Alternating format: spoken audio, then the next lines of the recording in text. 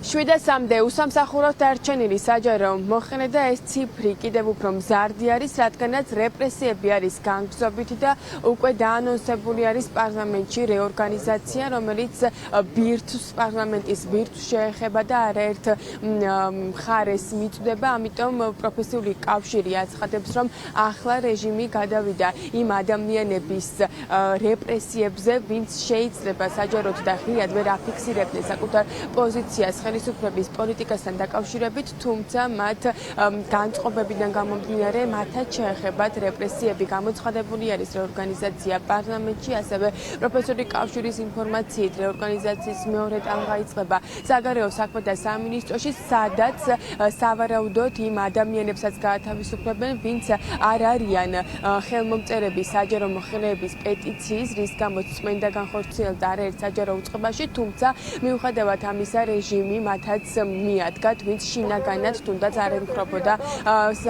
ხელისუფლების პოლიტიკას. ეს არის პროფესიული კავშირის ინფორმაცია, ისინი აცხადებენ, რომ დაწყებული, გაგრძელებული რეპრესიები და საჯარო მოხელეების წმენდა ნიშნავს იმას, რომ რეჟიმი მიადგება ყველას, მათ შორის მიადგება მათ მხარდაჭერებსაც, რადგანაც რეორგანიზაციები და გათავისუფლებების სერიას არ უჩანს ბოლო. რაც შეეხება სარჩელს, რომელიც მოამზადეს სწორედ პროფესიული კავშირის წარმომადგენლება საკონსტიტუციო სასამართლოში, სარჩელი არის შეტანილი, თუმცა მოლოდინი იმისა, რომ შესაძლებელი არის საჯარო მოხელეების კანონში შეტანილი ცვლილებები, რაც პროფესიული კავშირის შეფასებით ნახავს ამ ადამიანების უფლებებს, ამის არაკონსტიტუციურად ცნობის მოლოდინი არ არის, თუმცა მაინც სამართლებრივი ბრძოლის შეწყვეტას კავშირის წევრები არ აპირებენ.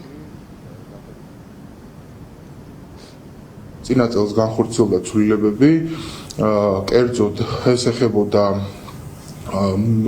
პირველადი სტრუქტურული ერთეულის ხელმძღვანელის და მისი მოადგილეების, ან მენეჯერული რგოლის თანამშრომლების მიმართ, პირდაპირ ვთქვათ, დისკრიმინაციულ კანონმდებლობას. აი ამ ადამიანებს ფაქტიურად სისტემა ესეთი მოპყრობა შეუცვალა და მათ ფაქტობრივად პოლიტიკური ძევლების როლში ჩააყენა, მოდი ესე ვთქვათ რა, ანუ ყველა პოლიტიკური პარტიის ნებასურვილზე არიან დამოკიდებული, იქნებიან თუ არა საჯარო სამსახურში. პეტიციას მოაწერა ხელი და ამის საფუძველზე გაანთავისუფლეს, უკვე მიმდინარეობს დაშინება იმ თანამშრომლებისაც, ვინც პეტიციაზე ხელი არ არის მოწერილი, თუმცა კულუარებში ალბათ გამოხატავს პროტესტს ქვეყანაში მიმდინარე პროცესებთან მიმართებაში.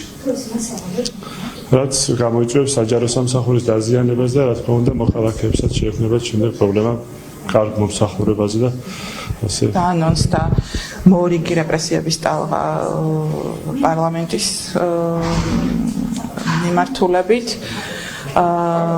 ეს არ იქნება მცირე მასშტაბიანი მოლოდინი გვაქვს, რომ საკმაოდ ბევრ ადამიანს შეეხება რეპრესიები. გასულ კვირას დაანონსდა ასევე კანონმდებლობა, რომელიც შეზღუდავს უფლებადამცველ ორგანიზაციებს, შეუზღუდავს საქმიანობას, რის საფუძველზეც ფაქტიურად შეუძლებელი გახდება ამ ადამიანების, განთავისუფლებული ადამიანების სამართლებრივი დაცვა.